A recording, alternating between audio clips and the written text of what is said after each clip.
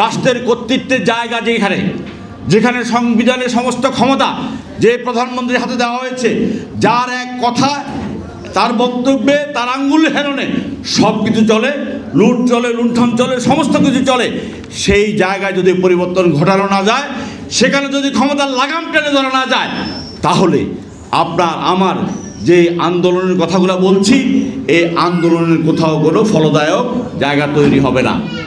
মূল জায়গায় কেন্দ্রবিন্দুতে যদি হাত দিতে না পারি, সেখানে যে অসীম ক্ষমতা আছে, সেই ক্ষমতা তার বুকের ভেতর থেকে যদি টেনে হিঁচড়ে বের করতে না পারি, তাহলে সেই ক্ষমতা ব্যবহার করে আপনার আমার অন্য অন্য যেসব অধিকার আছে, সব অধিকারকে সে ভূলণ্ডিত করবে, এটাই স্বাভাবিক।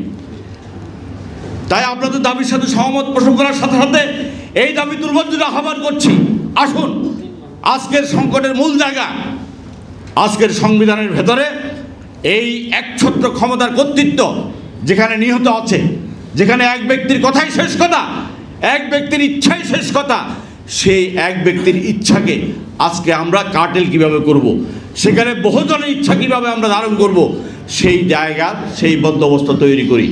সেই বন্দোবস্তের মধ্যে আমরা যখন কথা বলি, তখন কেউ কেউ বলেন এই সংস্কার একটি চলমান প্রক্রিয়া, এটি অনন্তকাল ধরে চলবে। আমি তখন প্রশ্ন করতে চাই, 54 বছরে কি সংস্কার হয়েছে?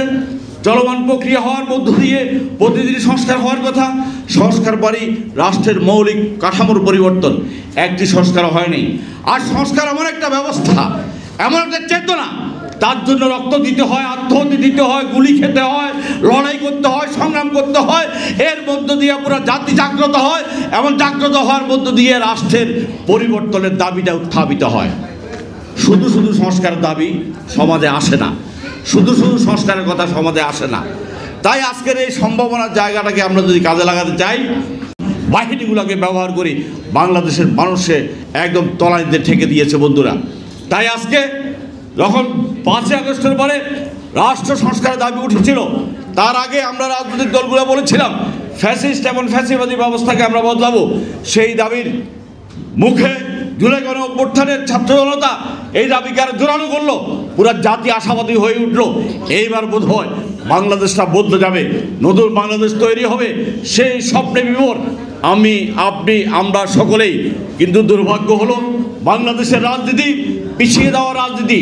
বাংলাদেশে নতুন কোনো সম্ভাবনা যখন তৈরি হয়, নতুন কোনো বক্তব্য যখন দাঁড়ায়, তখন আমাদের এখানকার যে রাজনৈতিক কৃষ্টি সংস্কৃতি, তারা পুরনো বন্দোবস্তকে বহাল রাখবার জন্য উঠে পড়ে লেগে যায়।